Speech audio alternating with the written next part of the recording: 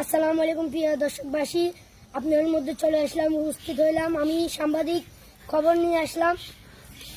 আর ইতিমধ্যে বঙ্গোপসাগরে ঘূর্ণিঝড় তৈরি হয়েছে। এই ঘূর্ণিঝড়টির সকাল 8টা থেকে 1টা পর্যন্ত ভিতরে হতে পারে ঘূর্ণিঝড়টি, আবার 9টা থেকে 12টার ভিতরে হতে পারে এই ঘূর্ণিঝড়টি। আপনারা আপনার বাচ্চাকে আপনাদের হাতে রাখবেন, আপনাদের যে ছুটি করে আপনারা মানে দাঁড়া রাখবেন আর কি। আপনার বাচ্চাকে কোনো ছাড়বেন না, একটু আপনার সাথে নিয়ে যাবেন। আপনার কাছে থাকবে কথা, সিঙ্গেল নাম্বার আসতেছিল কালকে, এখন হচ্ছে 5 বক্তব্য। বাতাসের আবহাওয়া খুব খারাপ, নদীতে খুব ঢেউ। আপনারা এখন চিটাং যেতে পারবেন না, নদীতে খুব ঢেউ। আবার নিয়ে আসলাম আন্তর্জাতিক সংবাদ।